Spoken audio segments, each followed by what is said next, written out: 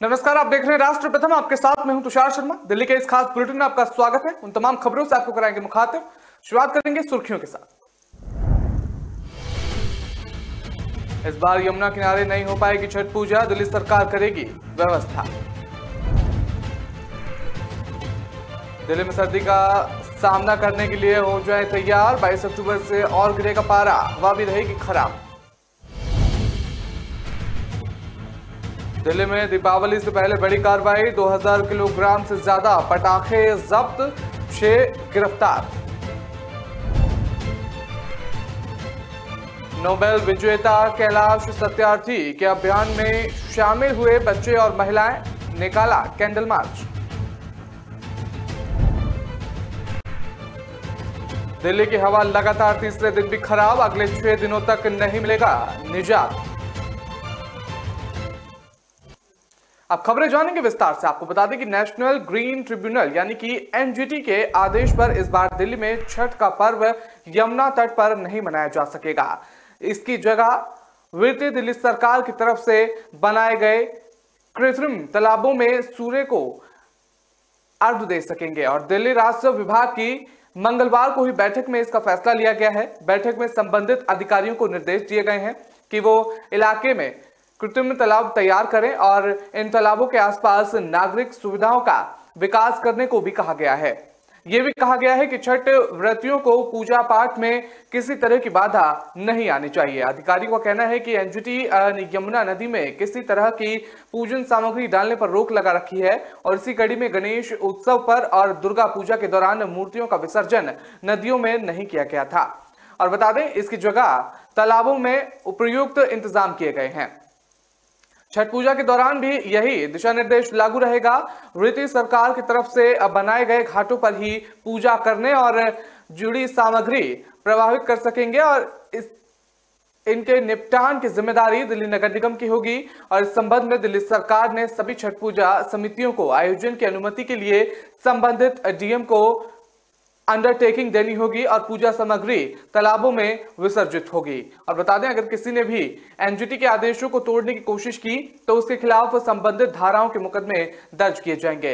इस साल छठ पूजा 30 और 31 अक्टूबर को की जाएगी। इसके लिए दिल्ली के सभी 11 जिलों में जिलाधिकारियों को छठ पूजा उत्सव का आयोजन करने के लिए नोडल अधिकारी नियुक्त किया गया है। वहीं छठ पूजा घाटों पर साफ सफाई के साथ साथ अन्य व्यवस्थाएं उपलब्ध कराने की जिम्मेदारी एसडीएम की होगी।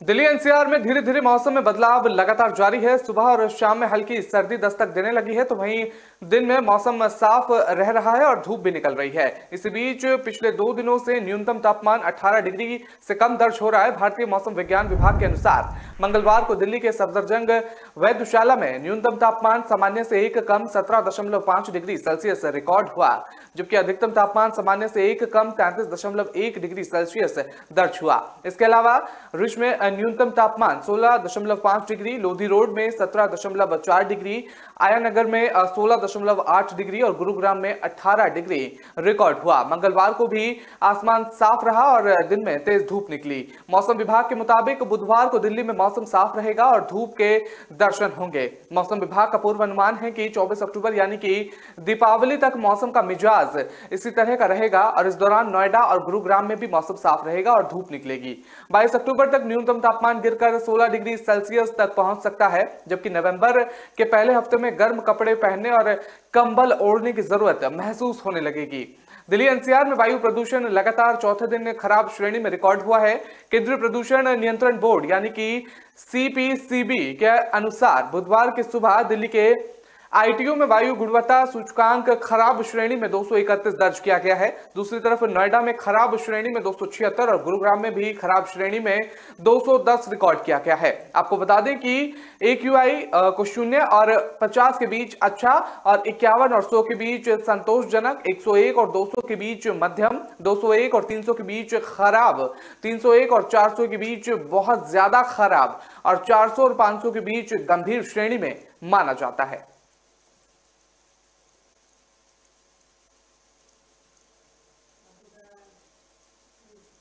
दीपावली से पहले राष्ट्रीय राजधानी में पुलिस ने 4 अलग अलग अभियानों में 6 लोगों को गिरफ्तार किया है और उनके पास से 2000 किलोग्राम से अधिक पटाखे जब्त किए गए हैं। अधिकारियों ने मंगलवार को यह जानकारी दी है।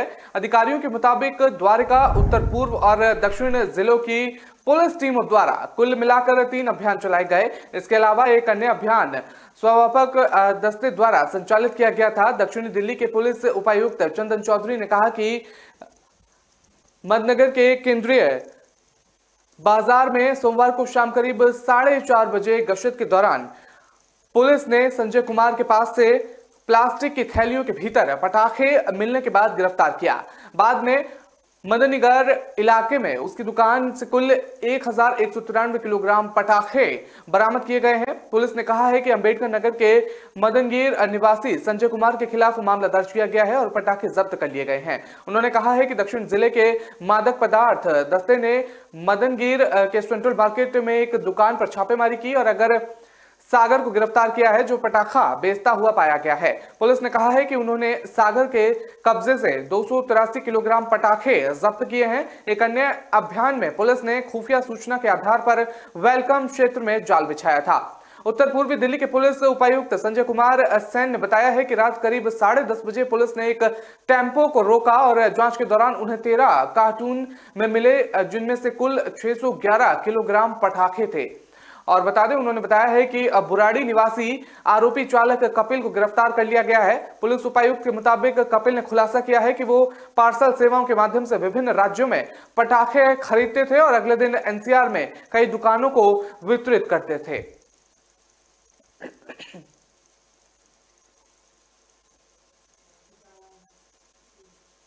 नोबेल शांति पुरस्कार में सम्मानित कैलाश सत्यार्थी के नेतृत्व में शुरू किए गए बाल विवाह मुक्त भारत अभियान के तहत दिल्ली के 109 स्थानों पर बाल विवाह के खिलाफ महिलाओं और बच्चों ने कैंडल मार्च निकाला और दिए जलाए। इस दौरान लोगों को जागरूक करने के लिए कैलाश सत्यार्थी फाउंडेशन ने विभिन्न सामाजिक संगठनों के साथ मिलकर जागरूकता कार्यक्रम आयोजित किया गया, जिसमें बसंत विहार, कुसुमपुर पहाड़ी, चाणक्यपुरी के संजय कैंप स्थित स्लम बस्ती समेत 109 स्थानों पर लोगों को जागरूक किया गया। इस दौरान महिला और बच्चों ने कैंडल मार्च निकालकर और दिए जलाकर बाल विवाह के खिलाफ जागरूकता का संदेश दिया। वहीं बच्चों ने नुक्कड़ नाटक के जरिए भी बाल विवाह के दुष्प्राणियों के प्रति जागरूक किया। इसके साथ ही लोगों को बाल विवाह रोकने की शपथ भी दिलाई। देशव्यापी बाल विवाह मुक्त भारत अभियान के तहत 26 राज्यों में 500 जिलों के 10,000 गांवों में 70,547 महिला और बच्चों के नेतृत्व में दीप प्रज्वलन मार्च का आयोजन किया गया। देश भर में करीब 2 करोड़ से ज्यादा लोग अभियान में शामिल हुए। इस कार्यक्रम में नोबेल शांति पुरस्कार से सम्मानित कैलाश सत्यार्थी द्वारा स्थापित कैलाश सत्यार्थी फाउंडेशन ने 4 बच्चों को ट्रैफिकर्स के चंगुल से बचाने वाले ऑटो चालक ब्रह्मदत्त को सम्मानित भी किया। बता दें, ट्रैफिकर उसके ऑटो में 4 बच्चों को ले जा रहे थे और इसके भनक लगते ही ब्रह्मदत्त ऑटो को पुलिस थाने में ले गया और इसी तरह 4 बच्चे बच गए। वहीं पुलिस ने उन्हें गिरफ्तार कर लिया है और इसके लिए केसीएफ ने ब्रह्मदत्त को ऑटो की कीमत का चेक देकर सम्मानित किया। इस कार्यक्रम में सुप्रीम कोर्ट के वरिष्ठ अधिवक्ता एचएस फुल्का, कैलाश सत्यार्थी फाउंडेशन की सीईओ और पूर्व आईएएस रोशनी शेखरी सिब्बल, उत्तर प्रदेश के पूर्व पुलिस महानिदेशक ओम प्रकाश सिंह, हरियाणा के पूर्व गृह सचिव समीर माथुर और प्रयास संस्थान के संस्थापक अमोद कंठ और बाल विकास धारा के संस्थापक देवेंद्र बराल समेत कई गणमान्य लोगों ने हिस्सा लिया था। इसमें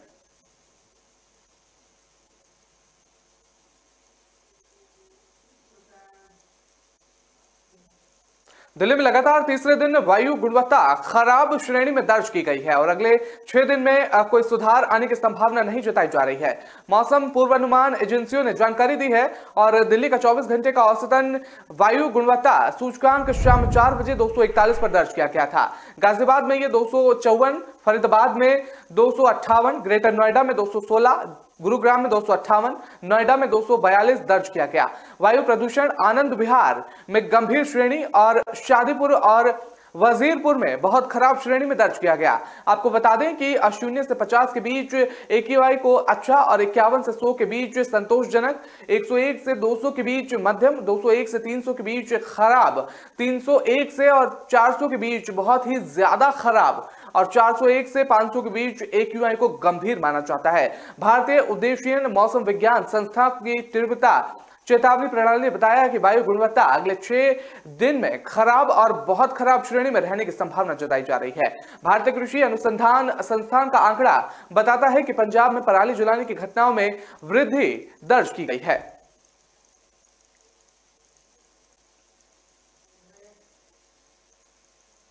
फिलहाल वक्त चला एक छोटे ब्रेक का। खबरों का सिलसिला लगातार जारी रहेगा।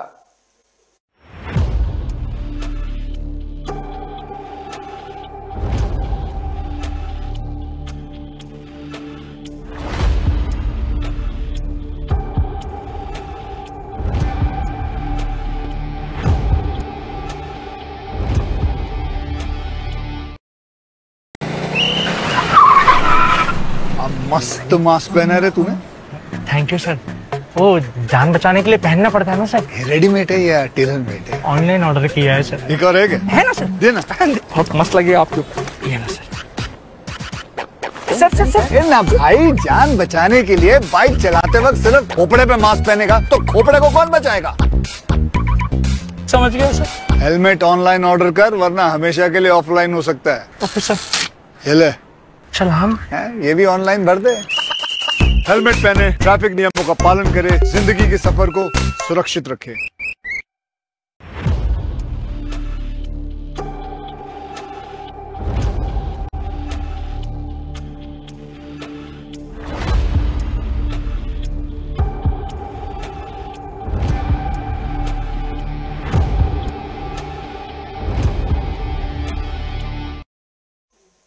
ब्रेक में आपका स्वागत है। रुक करते हैं अगली खबर का। आपको बता दें कि दिल्ली सरकार ने मंगलवार को राजधानी में पराली जलाने से रोकने के लिए कृषि क्षेत्रों में पूसा बायोडिकम्पोजर का मुफ्त छिड़काव शुरू कर दिया है। भारतीय कृषि अनुसंधान संस्था के वैज्ञानिकों द्वारा तैयार किया गया पूसा बायोडिकम्पोजर एक सूक्ष्म जैविक घोल है। ये धान की पराली को 15 से 20 दिनों में खाद में बदल देता है।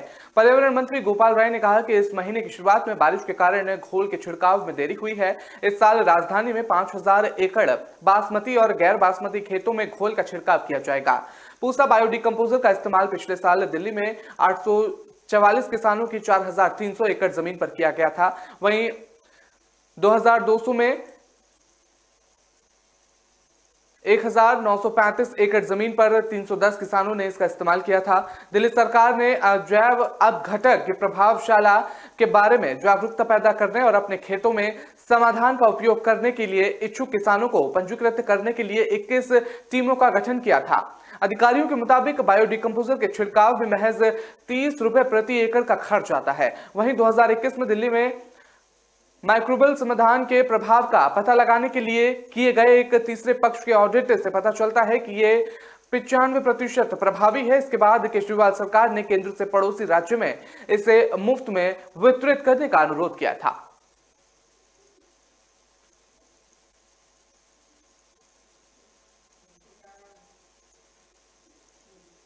दिल्ली के मुख्य सचिव की अध्यक्षता में अगस्त में ध्वनि प्रदूषण नियम लागू करने के संबंध में बैठक हुई है और इस बैठक में दिल्ली प्रदूषण नियंत्रण समिति यानी कि DPCC को ध्वनि प्रदूषण डेटा को जनता के लिए सुलभ बनाने के लिए एक मोबाइल एप्लीकेशन विकसित करने के लिए कहा गया है। अगस्त में हुई बैठक में हर सप्ताह के दूसरे दिन में नो हॉर्निंग डे घोषित करने का भी निर्णय लिया गया है। इस बैठक में कहा गया है कि DPCC ध्वनि निगरानी डेटा को जनता के लिए अधिक सुलभ बनाने के लिए एक मोबाइल एप्लीकेशन विकसित कर सकता है। ये फील्ड स्टाफ द्वारा की जाने वाली कार्रवाई पर एक मसौदा तैयार कर सकता है। इसके साथ ही ये दिल्ली में मौजूदा ध्वनि प्रदूषण की निगरानी नेटवर्क में मजबूत करने की संभावना तलाश सकता है। वहीं मुख्य सचिव ने दिल्ली पुलिस और परिवहन विभाग को निर्देश दिया और फरवरी और मार्च की तरह ही हॉर्न बजाने के खिलाफ जागरूकता अभियान चलाए। इस दौरान परिवहन विभाग के सीनियर अधिकारी ने कहा कि फुटपाथों पर अतिक्रमण और ऑटो रिक्शा द्वारा अवैध पार्किंग के कारण भीड़ भाड़ होती है। इस दौरान हॉर्न बजाया जाता है। इस दौरान मुख्य सचिव ने यातायात के सुचारू रूप से चलने के लिए फुटपाथों और ड्राइवरों के साथ साथ पक्की सड़कों पर अवैध पार्किंग को हटाने के निर्देश दिए।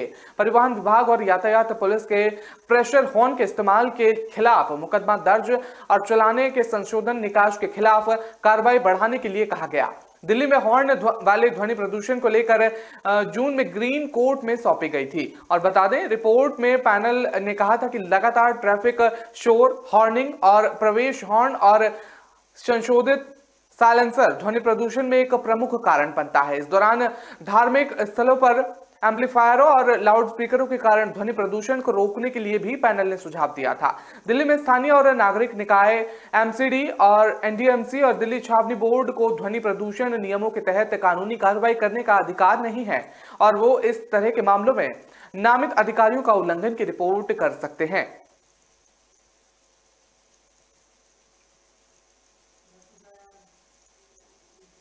दिल्ली के मुख्यमंत्री अरविंद केजरीवाल ने मंगलवार को कहा कि दिल्ली में अगले 2 महीने में 100 इलेक्ट्रिक वाहनों और चार्जिंग स्टेशन लगाए जाएंगे। सोमवार को दिल्ली में 11 चार्जिंग स्टेशनों पर उद्घाटन करते समय उन्होंने कहा कि इन स्टेशनों पर बैटरी बदलने की भी सुविधा होगी।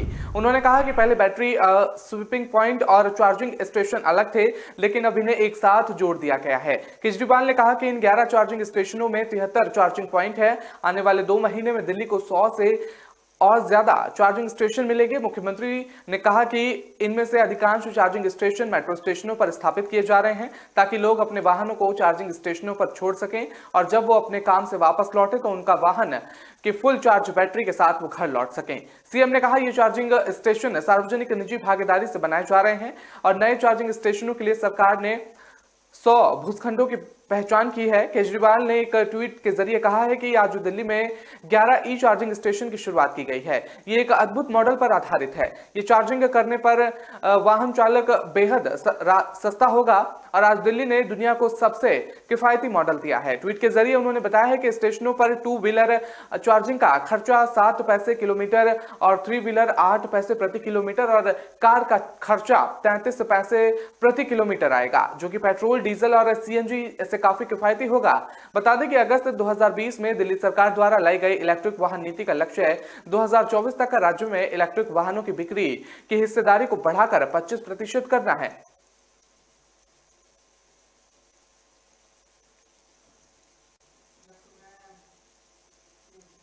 दिल्ली से सटे गुरुग्राम में इफ्को चौक के पास लावारिस सूटकेस में सोमवार को एक अज्ञात महिला का निर्वस्त्र शव बरामद किया गया है। पुलिस ने शव को पोस्टमार्टम हाउस में भेज दिया है। पुलिस उपायुक्त पश्चिम दीपक सहारन ने बताया है कि मामला में अज्ञात आरोपी के खिलाफ एक प्राथमिकी दर्ज की गई है। एक ऑटो रिक्शा चालक ने शाम करीब 4 बजे पुलिस को सूचना दी। इफ्को चौक के पास सड़क किनारे झाड़ियों में एक संदिग्ध सूटकेस पड़ा मिली सूचना के मुताबिक पुलिस ने इफ्को चौक से सुखराली गांव की ओर मुड़ते हुए सूटकेस के शव बरामद किया है। डीसीपी ने कहा कि मृतक महिला की हत्या की आशंका जताई जा रही है। शव यहां फेंक दिया गया है। सेक्टर 18 पुलिस थाने में अज्ञात आरोपी के खिलाफ हत्या का मामला दर्ज किया गया है। आसपास के लोगों से पूछताछ की गई है, लेकिन मृतका की पहचान नहीं हो सकी है। शव मिलने की जगह से कुछ मीटर आगे ही एक पूर्व विधायक का पेट्रोल पंप भी है और पुलिस अब इस पंप की सीसीटीवी फुटेज भी चेक कर रही है ताकि ये पता चल सके कि किसने और किस वाहन में आए आरोपी ने ये शव यहां पर फेंक के गया है। वहीं पुलिस का कहना है कि महिला का शव निर्वस्त्र हालत में ठूस कर सूटकेस में भरा हुआ था। साथ ही महिला हाथ पैर भी तोड़े गए हैं और चेहरा भी पूरी तरह से क्षतिग्रस्त किया गया है। शव पर 15 से अधिक जगहों पर चोट के निशान मिले हैं। पुलिस महिला की पहचान करने की कोशिश लगातार कर रही है।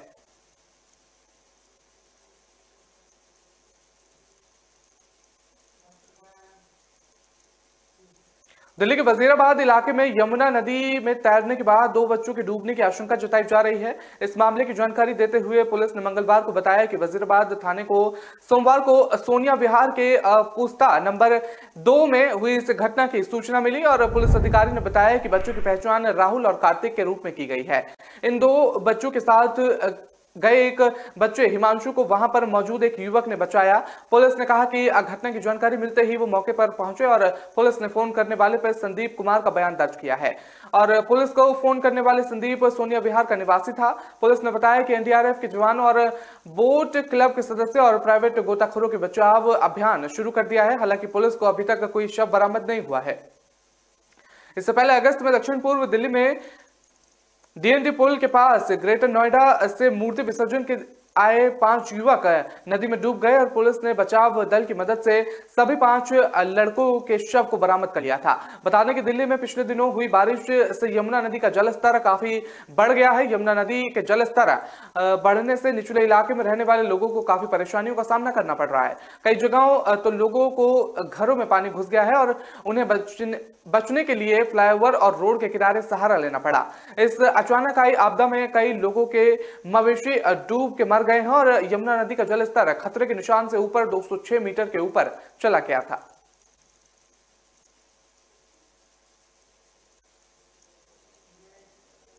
फिलहाल वक्त तो चले ब्रेक का, खबरों का सिलसिला लगातार जारी रहेगा।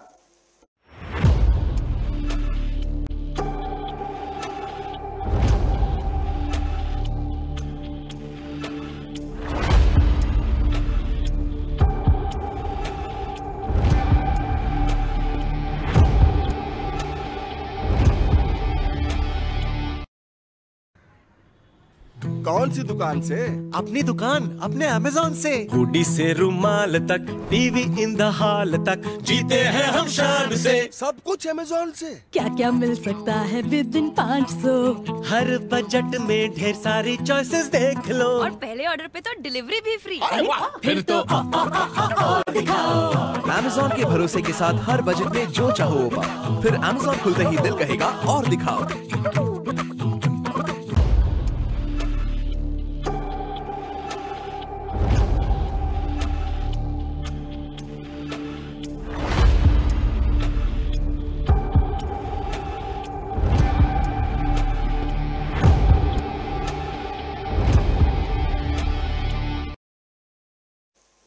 ब्रेक में आपका स्वागत है। रुक करते हैं अगली खबर का। आपको बता दें कि उच्च न्यायालय ने आईएसएफ संजीव चतुर्वेदी की याचिका पर केंद्रीय जांच ब्यूरो को नोटिस जारी किया है। इसमें मुख्य सूचना आयुक्त के आदेश पर रोक हटाने की मांग की गई है और सीआईसी ने सीबीआई को आरटीआई अधिनियम के तहत मांगी गई जानकारी प्रदान करने का निर्देश दिया गया था, जिस पर अदालत ने रोक लगा दी थी और न्यायमूर्ति यशवंत वर्मा ने सोमवार को सीबीआई को चतुर्वेदी द्वारा दायर आवेदन पर जवाब दाखिल करने का निर्देश दिया। साथ ही मामले की सुनवाई 14 दिसंबर तय की गई है और चतुर्वेदी के वकील ने सीबीआई की ओर से दायर मुख्य याचिका पर भी जवाब दाखिल किया। जवाब में कहा गया है कि सीबीआई को आरटीआई से पूरी तरह से छूट नहीं है और वो जानकारी प्रदान करने के लिए बाध्य है। ये मामला भ्रष्टाचार या मानव अधिकारों के उल्लंघन के मामलों से संबंधित है।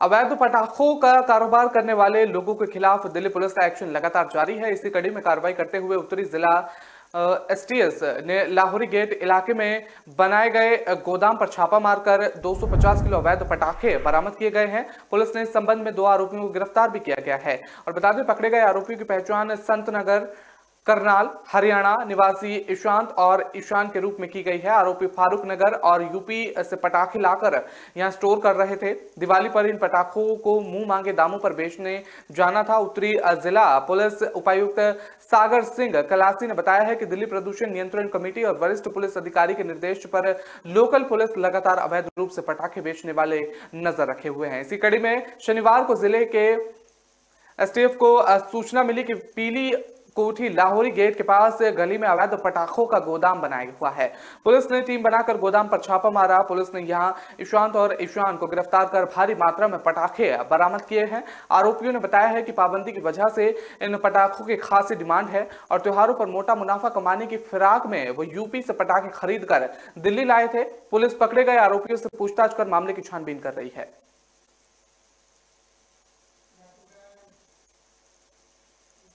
केंद्रीय जांच एजेंसियों सीबीआई और प्रवर्तन निदेशालय पर हमेशा ये आरोप लगते रहे हैं कि वो देश की सत्ताधारी पार्टी के लिए काम करती रही हैं। विपक्ष ने उनकी जांच को हमेशा राजनीति से प्रेरित बताया है और इसके लिए सत्तारूढ़ दलों पर राजनीतिक लाभ लेने का आरोप भी लगाया है। लेकिन संभवतः ये पहली बार हो रहा है कि अब विपक्षी दलों ने भी सीबीआई और ईडी जांच को भूनना सीख लिया है और 17 अक्टूबर को मनीष सिसोदिया की सीबीआई से होने वाली पूछताछ के पहले आम आदमी पार्टी ने जो प्रदर्शन किया है इसे सीधे गुजरात चुनावों से जोड़कर देखा जा रहा है। इससे पहले राहुल गांधी से ईडी की पूछताछ के पहले कांग्रेस ने भी इसी तरह का विरोध प्रदर्शन किया था। दिल्ली की नई एक्साइज पॉलिसी में नियमों का उल्लंघन कर शराब व्यवसायों को अनुचित लाभ पहुंचाने के गंभीर आरोप हैं कि नियमों का बदलाव करने के बदल में व्यवसायों से आम आदमी पार्टी नेताओं ने अनुचित तरीकों से लाभ लिया, लेकिन इन आरोपियों में घिरने के बाद आम आदमी पार्टी ने इसे राजनीति से प्रेरित कार्रवाई बताया। अरविंद केजरीवाल और मनीष सिसोदिया ने दावा किया है कि बीजेपी जांच एजेंसी और सीबीआई का दुरुपयोग कर रही है। केजरीवाल ने कहा कि यदि जांच एजेंसियों का इसी तरह दुरुपयोग किया जाएगा तो इससे देश के विकास पर नकारात्मक असर पड़ेगा। राजनीतिक विशेषज्ञ सुनील पांडे मानते हैं कि पूछताछ के पहले सिसोदिया ने राजघाट पर जाकर महात्मा गांधी के समाधि स्थल का दर्शन किया और इसके बाद एक रोड शो करते हुए वो जांच एजेंसी के कार्यालय पहुंचे। हाई प्रोफाइल मामला होने के नाते पूरे दिन ये मामला मीडिया की सुर्खियों में रहा और इसी तरह गुजरात ना जाकर भी सिसोदिया अपनी पार्टी के लिए वही प्रचार करते रहे जो वो गुजरात जाकर कर सकते थे। आम आदमी पार्टी ने अपने ऊपर हुई कार्रवाई को ही प्रचार का माध्यम बना लिया।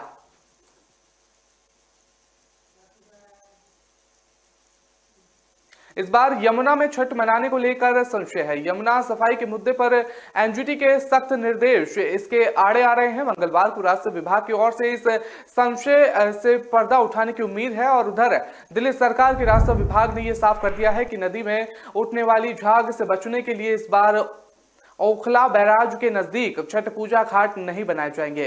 राजस्व विभाग ने छठ घाटों को तैयार करने के लिए दिल्ली विकास प्राधिकरण, दिल्ली जल बोर्ड, सिंचाई और बाढ़ नियंत्रण विभाग, दिल्ली नगर निगम समेत बाकी सभी जिम्मेदार एजेंसियों को उनकी जिम्मेदारी सौंप दी गई है। सभी 11 जिलों को जिलाधिकारी को छठ पूजा उत्सव का आयोजन करने के लिए नोडल अधिकारी नियुक्त किया गया है।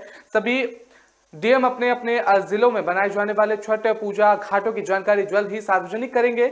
छठ पूजा घाटों पर साफ सफाई के साथ वहां शोष व्यवस्थाएं उपलब्ध कराने की जिम्मेदारी सभी एसडीएम संभालेंगे।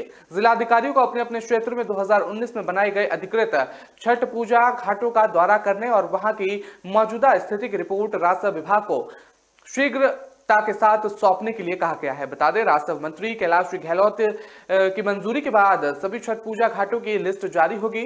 दिल्ली पुलिस, एमसीडी, सिंचाई और बाढ़ नियंत्रण विभाग और तीर्थ यात्रा विकास समिति के अध्यक्ष के अलावा संबंधित एजेंसियों को छठ घाटों की लिस्ट पहले साझा की जाएगी।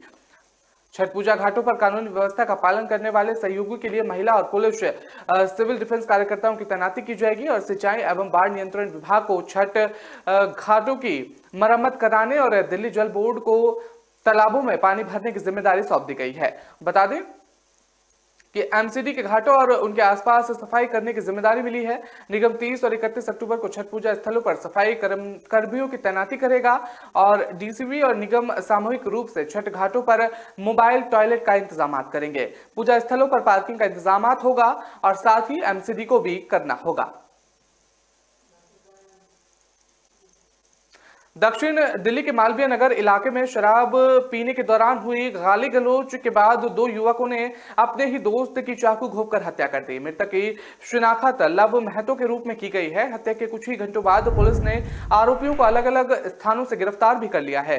पकड़े गए आरोपियों की पहचान मधुबनी बिहार निवासी धर्मेंद्र और सीतामढ़ी बिहार निवासी भीष्म के रूप में की गई है। पुलिस ने दोनों के पास से वारदात में इस्तेमाल चाकू और खून से सने कपड़े भी बरामद किए हैं। दक्षिण जिले की पुलिस उपायुक्त चंदन चौधरी ने बताया है कि रविवार देर रात करीब 12 बजे उनकी टीम को सूचना मिली थी कि चिराग दिल्ली स्थित C3 के मकान की तीसरी मंजिल पर युवक को चाकू मार दिया गया है और मौके पर पहुंची पुलिस ने घायल लव महतो को एम्स अस्पताल में भर्ती कराया, जहां उसे मृत घोषित कर दिया गया। पुलिस को दिए गए बयान के मुताबिक मकान मालिक ने बताया है कि करीब 11:30 पर उसने जीने पर शोर सुना और वो ऊपर की ओर गया तो देखा कि पड़ोसी युवक धर्मेंद्र और भीष्म छोटी पुलिया नाले की ओर मौके से फरार हो रहे थे। जानकारी जुटाने के बाद पुलिस ने हत्या का मामला दर्ज कर छानबीन शुरू कर दी थी।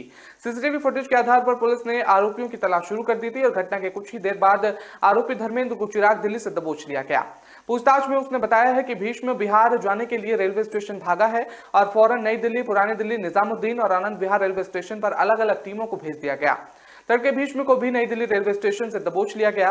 पूछताछ के दौरान आरोपियों ने बताया कि वो दक्षिण दिल्ली की कोठिया में घरेलू नौकर का काम करते हैं। लव महतो प्राइवेट नौकरी करता था। तीनों दोस्त थे। घटना वाले दिन लव ने शराब के नशे में उनको गाली दे दी थी और इसी वजह से उन्होंने उनकी हत्या कर दी। तो फिलहाल इस बुलेटिन में इतना ही। मुझे दीजिए इजाजत। नमस्कार।